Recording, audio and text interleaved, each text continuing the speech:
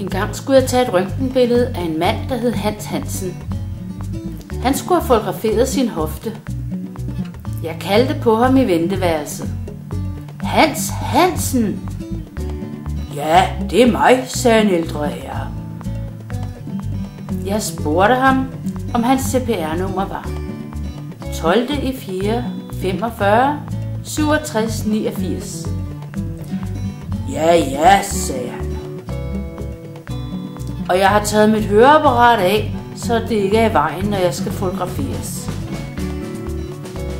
Jeg bad ham om at gå ind og tage de lange bukser af og lægge sig på lejet.